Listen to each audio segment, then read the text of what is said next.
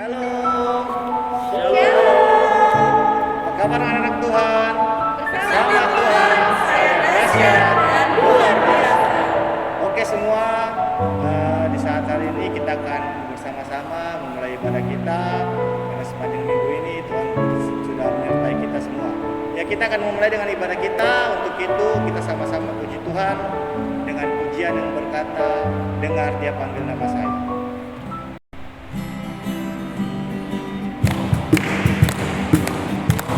Dia panggil nama saya, dengar Dia panggil namamu, dengar Dia panggil nama saya, dengar Dia panggil namamu.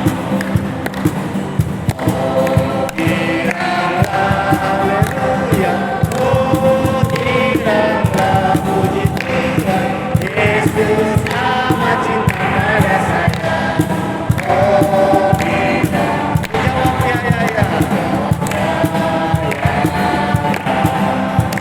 jawab ya, jawab ya, jawab ya, jawab ya. Oke semuanya, sikap doa yang baik, kita akan berdoa. Mari kita bersatu dalam doa, kita berdoa. Tuhan Yesus, terima kasih, kami mengucap syukur untuk setiap berkat-Mu dalam hidup kami Tuhan. Terbukti nyata Kau masih menjaga kami, segala aktivitas kami Tuhan. Tuhan, di saat hari ini kami hendak memuji dan memuliakan nama-Mu. Kami hendak beribadah kepada-Mu Tuhan. Untuk itu Tuhan, kami mohon Kau tuntun sertai ibadah kami ini, mulai dari awal pertengahan sampai pada akhirnya boleh jadi hanya dalam nama-Mu saja Tuhan. Ini doa kami, ini ucapan syukur kami, dalam nama Yesus kami sudah berdoa dan mengucap syukur. Haleluya, amin. Oke, kita masih terpuji Tuhan. Kita akan nyanyi dengan lagu pujian yang berkata Jalan Serta Yesus.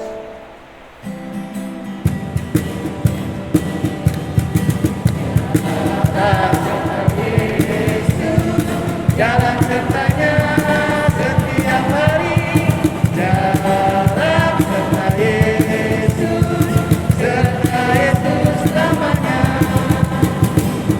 Jalan serta, jalan dalam duka, jalan sertanya setiap hari, jalan serta Yesus selamanya. Ya, kita masih terus memuji Tuhan. Kita menyanyi lagu pujian yang berjudul Do Re Mi.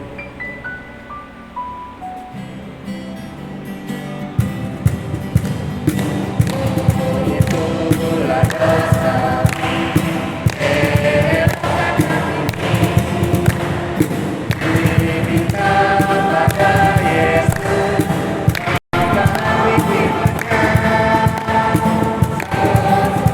yang setia dalam menunggu.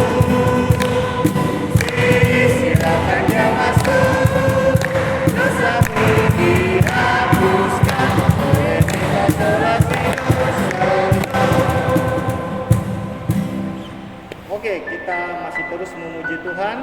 Kita menyanyi lagu pujian yang berkata hidupku bukannya aku lagi.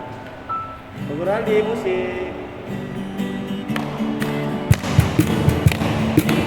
Hidupku bukannya aku lagi, tapi Yesus dalamku. Hidupku bukannya aku lagi, tapi Yesus dalamku.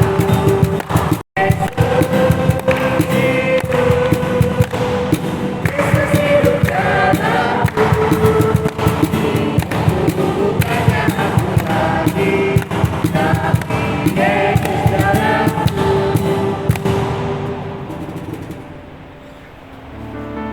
Oke adik-adik, kita akan tiba dengan persembahan syukur.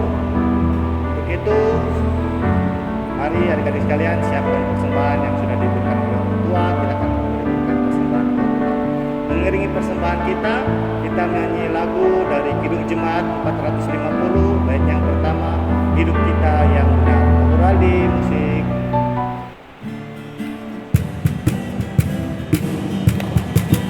Hidup kita yang benar harus selalu mengucap syukur.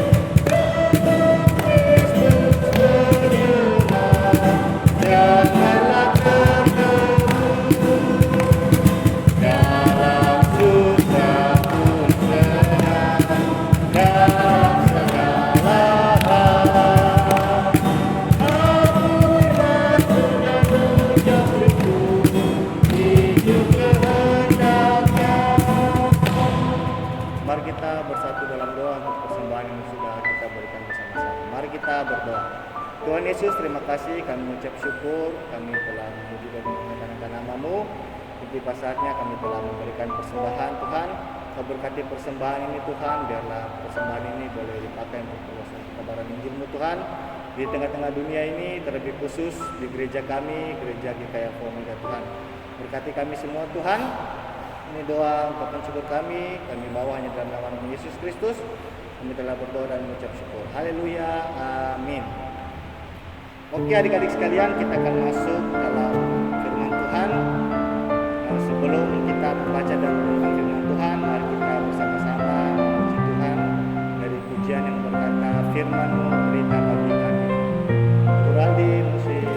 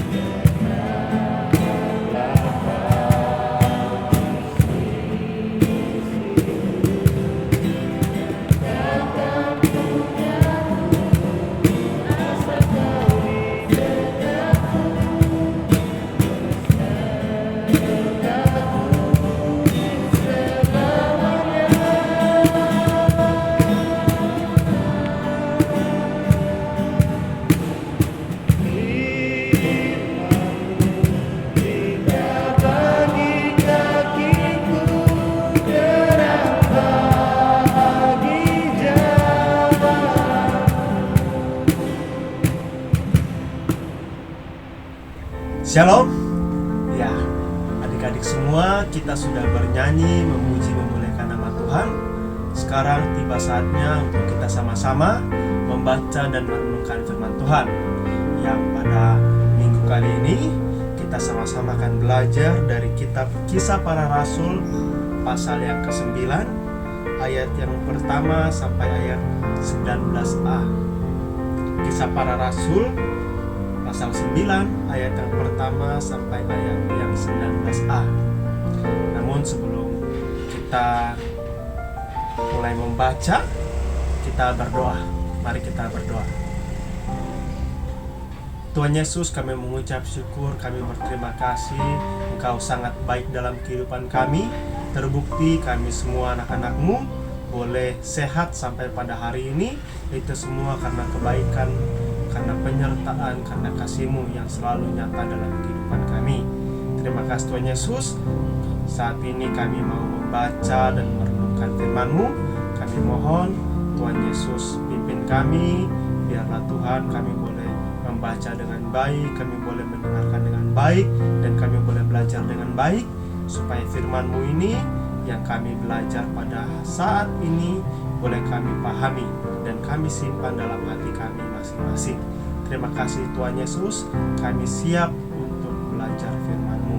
Pimpin kami Tuhan, haleluya, amin.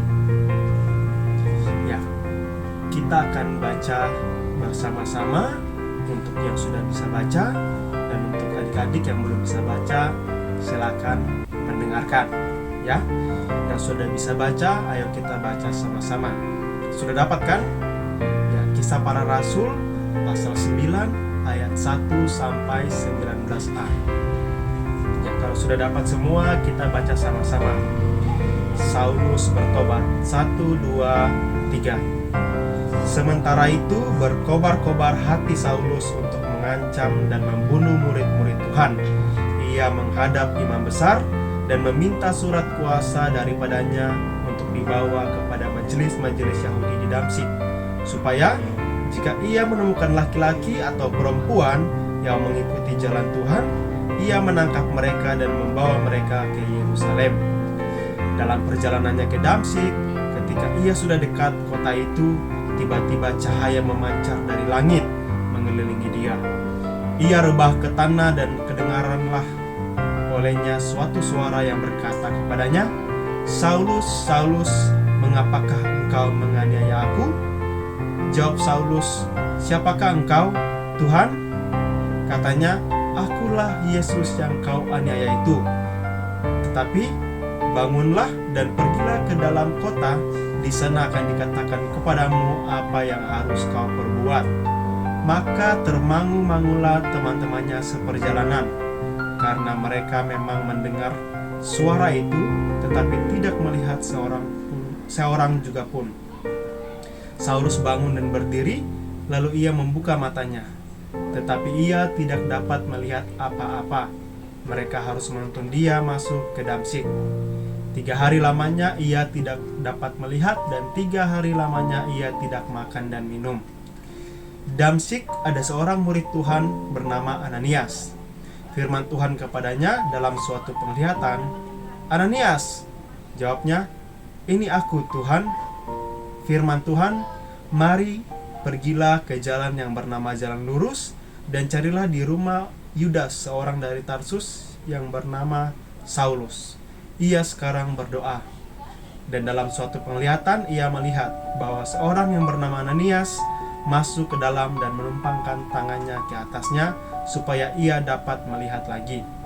Jawab Ananias, "Tuhan, dari banyak orang telah kudengar tentang orang itu, betapa banyaknya kejahatan yang dilakukannya terhadap orang-orang kudus-Mu di Yerusalem. Dan ia datang kemari dengan kuasa penuh dari imam-imam kepala untuk menangkap semua orang yang memanggil nama-Mu." Tetapi firman Tuhan kepadanya, "Pergilah, sebab orang ini adalah alat pilihan bagiku untuk memberitakan namaku kepada bangsa-bangsa lain serta raja-raja dan orang-orang Israel. Aku sendiri akan menunjukkan kepadanya betapa banyak penderitaan yang harus ia tanggung oleh karena namaku." Lalu pergilah Ananias ke situ dan masuk ke rumah itu. Ia menumpangkan tangannya ke atas Saulus. Katanya, "Saulus, saudaraku, Tuhan Yesus yang telah menampakkan diri kepadamu di jalan yang engkau lalui, telah menyuruh aku kepadamu supaya engkau dapat melihat lagi dan penuh dengan Roh Kudus." Dan seketika itu juga seolah-olah selaput gugur dari matanya, sehingga ia dapat melihat lagi. Ia bangun lalu dibaptis, dan setelah ia makan, pulihlah kekuatannya. Iya, demikian jauh pembacaan kita saat ini dengan perikop Saulus bertobat. Hari ini kita belajar tentang Saulus bertobat. Ya, siapakah Saulus? Mungkin yang adik-adik semua tahu, yang adik-adik semua kenal adalah Rasul Paulus. Ya, jadi Rasul Paulus ini sebelumnya namanya adalah Saulus. Ya, jadi namanya adalah Saulus. Setelah dia bertobat, namanya berubah menjadi Paulus yang kita kenal sekarang, kita panggil Rasul Paulus. Ya, dulu tuh namanya Saulus sebelum dia bertobat. Nah, Saulus ini dia suka sekali yang namanya menangkap orang-orang yang percaya kepada Tuhan Yesus. Dia suka menangkap, bahkan dia suka menganiaya orang-orang yang percaya kepada Tuhan Yesus. Lihat. Jadi kalau dia ketemu orang Kristen, dia ketemu orang yang percaya sama Tuhan Yesus itu, dia tidak bisa diam. Itu orang Kristen, tangkap dia, bawa dia. Jadi Saulus ini dia sangat suka untuk mencari orang Kristen, orang yang percaya sama Tuhan Yesus, lalu dia suka menangkap, membawanya, bahkan menganiaya. Ya, dan suatu kali dia mendengar bahwa di Damsyik ada tempat berkumpul orang-orang Kristen. Lalu dia meminta surat kuasa. Dia minta surat kuasa kepada imam besar, supaya kalau dia pegang surat, artinya apa? Dia punya kuasa untuk menangkap semua orang Kristen, semua orang yang percaya sama Tuhan Yesus di kota Damsyik. Jadi dia minta surat kuasa. Setelah dia dapat surat kuasanya, dia pergi ke Damsyik. Damsyik berada di utara Yerusalem. Sekitar 231 km. Jauh sekali. Jadi dia menempuh perjalanan yang sangat jauh dengan membawa surat, dengan hati yang berkobar-kobar, yang semangat. Saya mau menangkap orang Kristen. Saya mau menangkap orang yang percaya sama Tuhan Yesus. Jadi dia punya tekad, dia punya tujuan pergi ke Damsyik untuk menangkap orang-orang yang percaya sama Tuhan Yesus. Tetapi apa yang terjadi di depan pintu gerbang kota itu, terlihat cahaya dari langit menyinari Saulus. Lalu terdengar suara bahwa, "Saulus, Saulus." Lalu Saulus bertanya, "Siapakah engkau, Tuhan?" Lalu Tuhan menjawab, "Ini adalah aku, Yesus, yang engkau aniaya." Jadi Tuhan Yesus menampakkan diri kepada Saulus ketika dia sudah mau sampai ke kota Damsyik. Ketika dia sudah mau sampai ke kota yang mana dia mau cari orang Kristen, dia mau cari orang yang percaya sama Tuhan Yesus, dia mau bawa, dia mau tangkap, dia mau aniaya. Tapi sebelum dia sampai di kota, Tuhan Yesus menampakkan diri kepada dia. Tuhan Yesus menampakkan diri kepada dia. Lalu Tuhan Yesus bilang, "Pergilah ke dalam kota dan engkau akan tahu apa yang akan engkau lakukan." Kemudian setelah itu apa yang terjadi? Saulus menjadi buta. Kemudian teman-temannya yang sama-sama dengan dia dalam perjalanan juga menjadi bingung. Itu tadi kenapa ada suara, tetapi tidak ada orang, hanya ada cahaya. Kemudian teman yang bingung itu juga semakin bingung karena, kenapa Saulus pegang-pegang matanya? Kenapa Saulus tidak bisa melihat? Akhirnya mereka membawa masuk Saulus ke dalam kota Damsyik.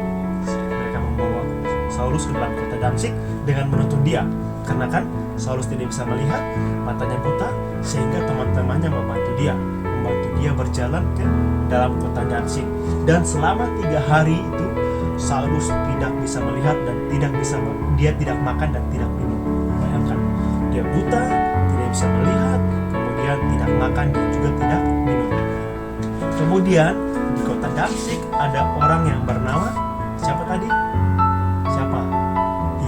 Ananias. Jadi ada orang yang bernama Ananias. Jadi Ananias ini orang yang percaya kepada Tuhan Yesus, murid Tuhan. Ya, orang Kristen, dia percaya sama Tuhan Yesus. Kemudian suatu saat Ananias mendapat penglihatan bahwa Tuhan memanggil Ananias. Tuhan bilang, "Ananias, pergi ke jalan lurus. Nanti masuk ke rumah situ, di situ ada orang namanya Saulus. Pergi ke sana dan tumpang tangan kepada dia." Artinya apa? Tuhan minta supaya Ananias pergi ketemu Saulus, lalu berdoa untuk Saulus supaya Saulus sembuh, supaya Saulus bisa melihat lagi. Tetapi apa? Ananias dia jawab, "Tuhan, dari sekian banyak orang, ada orang yang percaya sama Engkau, ada orang yang mau melayani Engkau, ada orang yang mau bekerja untuk Engkau. Kenapa saya harus pergi ke Paulus? Dia tuh terkenal sangat kejam. Dia punya kejahatan itu banyak. Dia menganiaya, dia memukul orang-orang yang percaya kepada Engkau." Jadi Saulus ini sangat terkenal, bahkan sampai ke Damsyik, sampai ke tempat Ananias ini. Ananias tahu Saulus itu kejam, dia suka tangkap-tangkap orang Yahudi. Lalu Ananias ini bertanya, "Kenapa Tuhan?" Tapi Tuhan menjawab, "Aku punya rencana untuk dia. Tuhan mau pakai Saulus untuk memberkati bangsa-bangsa lain, raja-raja dan orang-orang Israel." Jadi Tuhan mau pakai Saulus. Akhirnya Ananias mengikuti perintah Tuhan, lalu dia pergi ke rumah yang ada Saulus. Kemudian dia bertemu dengan Saulus, kemudian dia berdoa untuk Saulus. Hingga akhirnya Saulus bisa melihat lagi, lalu dia dibaptis. Dia menjadi percaya kepada Tuhan Yesus, dia mengikuti Tuhan Yesus. Kemudian karena dia 3 hari tidak makan, dia capek, akhirnya dia makan.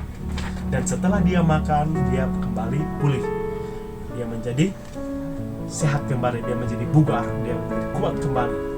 Nah, jadi itulah perjalanan bagaimana dari pertama Saulus meminta surat kuasa untuk menangkap orang-orang Kristen, orang-orang Yahudi di Damsyik, hingga akhirnya dia bertemu Tuhan melalui penglihatan.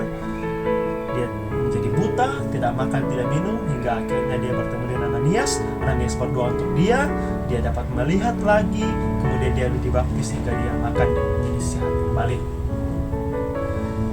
Sekarang dari pembacaan kita hari ini dari cerita Paulus saat ini, kita mau belajar 3 hal. Yang pertama, sebesar apapun kuasa kita punya kemampuan apapun, selalu andalkan Tuhan. Ya, selalu andalkan Tuhan. Ya, Saulus dia punya kuasa, dia pegang surat kuasa, tetapi dia punya kuasa itu dia menggunakan untuk hal yang jahat, hal yang buruk. Dia mau menangkap orang Kristen. Akhirnya apa? Gagal. Nah, kita juga ketika kita diberi kuasa, mungkin ada yang jadi ketua kelas, atau dia seorang kakak, ataupun kuasa-kuasa yang lain, punya kemampuan-kemampuan yang lain. Dia boleh bikin ini, dia boleh bikin itu, bisa bikin apa saja. Jangan kita sombong, tetapi selalu andalkan Tuhan. Ya, jangan bilang, saya punya kuasa atau saya bisa naik motor. Akhirnya setiap hari maunya naik motor terus, saya punya keahlian bawa motor, saya bisa bawa motor, teman-teman yang lain belum bisa, saya bawa motor. Akhirnya apa? Tidak tahu jatuh ke kaki patah. Bukan tidak bisa naik motor lagi, bahkan tidak bisa jalan. Jadi kuasa apapun yang kita punya, kemampuan apapun yang kita punya, jangan sombong. Selalu ingat bahwa kita harus selalu mengandalkan Tuhan dan menggunakan kuasa itu untuk kemuliaan Tuhan. Jadi kayak macam saya jadi ketua kelas, berarti saya punya kuasa sebagai ketua kelas supaya teman-teman jadi tertib. Bukan karena saya ketua kelas suka-suka saja. Kamu tidak boleh ribut. Saat saja yang boleh ribut. Saya ketua kelas. Nah, bukan begitu ya. Tidak menggunakan kuasanya untuk hal-hal yang buruk, tetapi menggunakan kuasanya untuk kemuliaan Tuhan. Jadi ketua kelas supaya jangan ribut, kita harus tenang. Atau kita teman-teman yang boleh bolos, teman tidak boleh bolos, tidak boleh pergi, kita harus tetap ikuti sekolah. Jadi kita menggunakan kuasa kita punya kemampuan untuk hal-hal yang baik. Ya, itu yang pertama. Kemudian yang kedua yaitu kita harus mendengar suara Tuhan. Jadi ketika kita hendak melakukan dosa, ketika kita melakukan kesalahan, ketika kita mau marah-marah, ada terbesit di kepala, di hati kita, tidak boleh itu dosa. Kita dengar suara Tuhan. Sama seperti Saulus ketika dia hendak menangkap orang Kristen, ketika dia hendak menganiaya orang Kristen, dia mendengar suara Tuhan. Tuhan berkata kepada dia, Saulus, Saulus, ini aku Yesus yang engkau aniaya. Lalu dia akhirnya batal, tidak jadi menganiaya orang Kristen, hingga akhirnya dia bertobat. Jadi ketika kita mendengar suara Tuhan, kita harus melakukannya. Ya, jadi saat-saat kita akan melakukan dosa, saat-saat kita akan melakukan kejahatan, kita lihat di depan, bakso, mau beli bakso, ada uang. Di meja ada uang. Uangnya kakak, uangnya bapak, uangnya mau ambil. Pas kita mau ambil tuh jangan, itu dosa. Itu suara Roh Kudus, suara Tuhan yang mengingatkan kita bahwa itu adalah dosa. Kita harus mendengar suara Tuhan yang mengingatkan kita ketika kita hendak melakukan dosa, ketika kita hendak melakukan kesalahan. Jangan sudah dibilang itu dosa, itu jangan, hajar saja. Tidak boleh begitu. Ya, jangan sampai kita menerima hukumannya saat itu juga. Kayak karena kita masih kecil, saya bisa bawa motor, saya punya kuasa bawa motor. Terus kan yang boleh bawa motor kan harusnya orang-orang besar saja yang punya SIM. Bawa saja. Pas kita mau naik motor, jangan, tidak boleh, ini salah. Hajar saja, bawa saja, akhirnya jatuh. Jadi ketika kita hendak melakukan kesalahan, ketika kita mau buat dosa, ketika kita membuat kesalahan, kita mendengar suara Tuhan, suara Roh Kudus mengingatkan kita, mari kita dengarkan itu dan kita bertobat. Batal dia buat kesalahannya, batal dia buat kejahatannya, ya begitu ya. Oke, itu yang kedua. Kemudian yang ketiga kita lihat bahwa Paulus, atau yang dulunya namanya Saulus ini, dia adalah orang yang betul-betul punya kejahatan banyak. Dia punya kejahatan banyak, dia punya dosa banyak, tetapi dia akhirnya dia bertobat, kemudian dia dipakai Tuhan. Sampai sekarang kita tahu namanya adalah Rasul Paulus. Dia dipakai Tuhan untuk memberitakan Injil. Nah, pelajarannya apa? Bahwa mungkin ada kita punya teman-teman yang nakal. Kita punya teman-teman yang nakal, atau kita sendiri ini nakal. Dia bilang, aduh saya ini sudah nakal sekali, ini sudah tidak bisa, Tuhan sudah tidak ampuni saya ini, sudah nakal ini, aduh tidak bisa, saya tidak bisa jadi baik lagi, saya tidak bisa mau rajin-rajin ibadah lagi, saya tidak bisa. Itu salah ya. Saulus yang kerjaannya tiap hari itu cari orang Kristen, mau pukul-pukul orang Kristen, mau tangkap-tangkap orang Kristen, dia bisa berubah. Tuhan bisa ubahkan dia bisa bertobat. Nah, kita semua juga, baik diri kita masing-masing yang menganggap kita nakal sekali, tidak bisa berubah, Tuhan tidak ampuni saya, ataupun kita punya teman-teman, kita tidak boleh bilang dia tidak bisa berubah, dia berdosa, dia pasti masuk neraka. Tidak ya. Ingat, seburuk apapun, sejahat apapun, seberdosa apapun kita bisa bertobat dan Tuhan bisa pakai kita ya. Seperti Saulus yang awalnya dia suka berbuat kejahatan, tetapi dia bertobat, Tuhan ubahkan dia sehingga dia menjadi orang yang lebih baik, kemudian bahkan dia memberitakan Injil Tuhan ya. Itu yang ketiga, jangan sampai kita mengatakan kepada orang lain, kamu berdosa, kamu paling nakal, masuk neraka. Jangan ya. Ataupun diri kita sendiri, saya ini sudah paling berdosa, saya ini nakal, saya ini tidak bisa masuk surga, Tuhan tidak terima saya. Tidak. Orang Kristen, orang yang percaya sama Tuhan Yesus masuk surga. Kita semua bertobat, kita semua punya kesempatan untuk jadi orang baik. Nah, mari gunakan kesempatan itu untuk jadi orang baik. Yang pertama tadi apa? Kita tidak boleh menggunakan kita punya kekuasaan, kita punya keahlian, kita punya kelebihan, apa yang kita bisa untuk kejahatan, tetapi kita buat yang baik dengan kita punya kemampuan, kita tidak menggunakannya untuk hal-hal yang salah. Kemudian yang kedua, bahwa kita harus mendengar suara Tuhan. Ketika Tuhan berkata kepada kita dengarkan ya. Ketika kita mau bikin sesuatu yang jahat, kita dengar suara Tuhan, Roh Kudus mengingatkan kita jangan berbuat itu, kita dengarkan.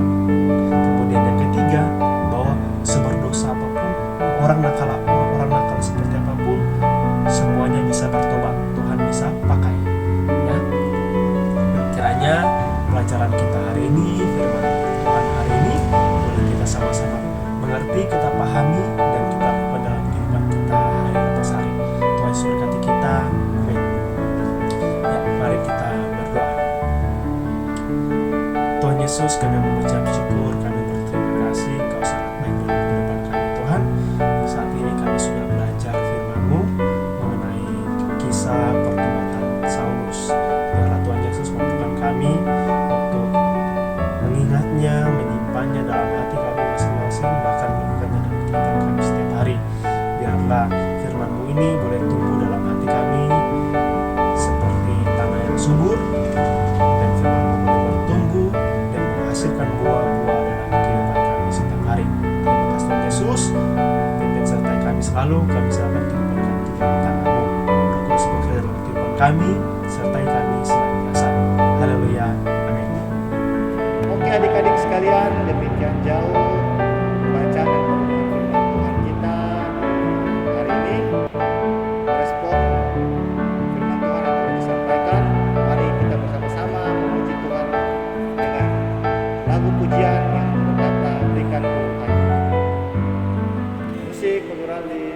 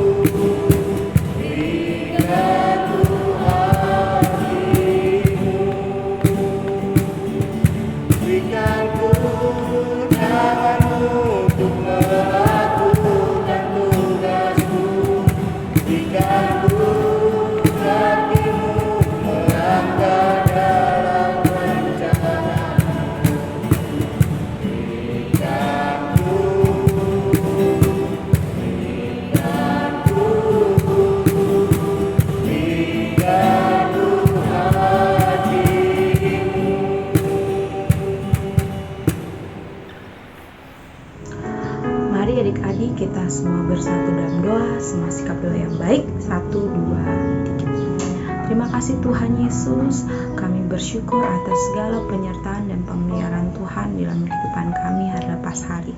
Kami bersyukur juga Tuhan masih izinkan kami, masih memberikan kami kesempatan untuk kami bisa beribadah di saat ini.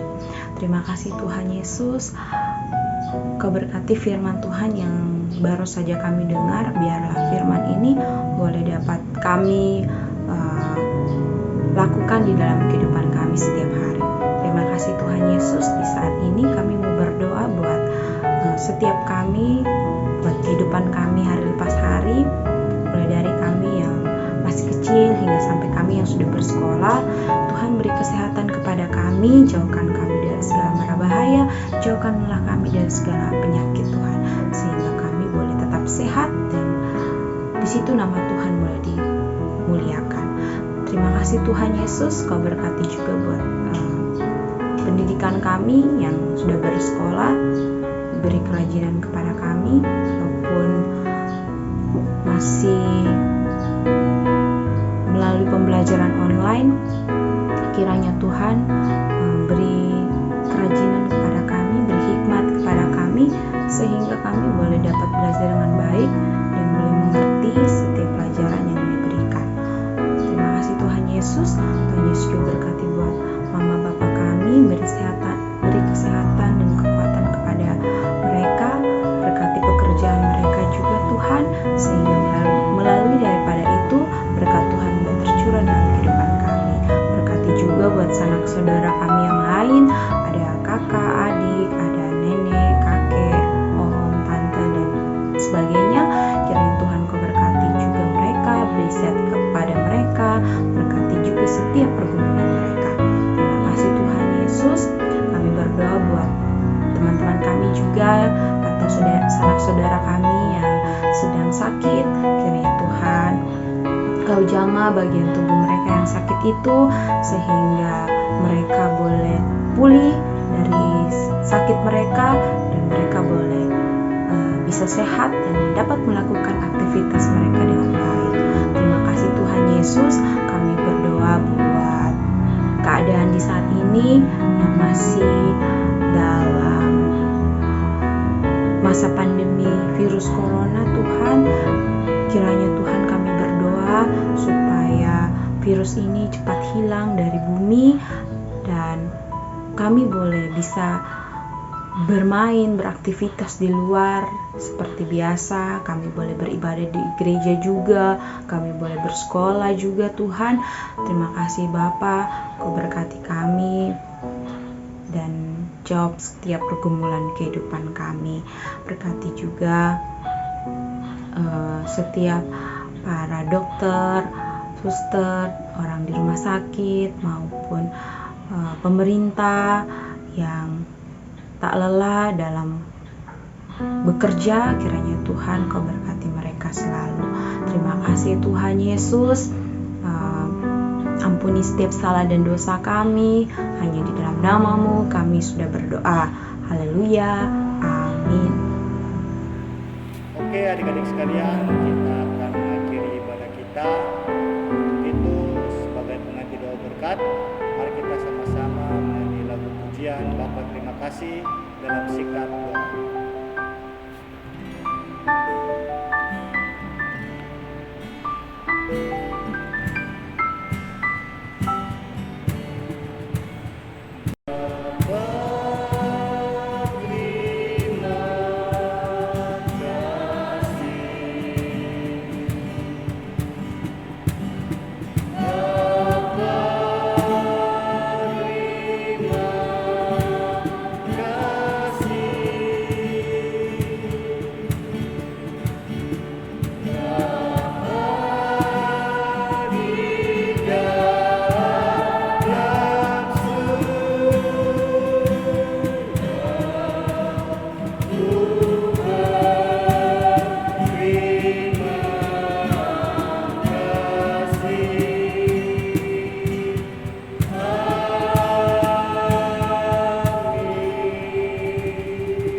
Adik-adik sekalian,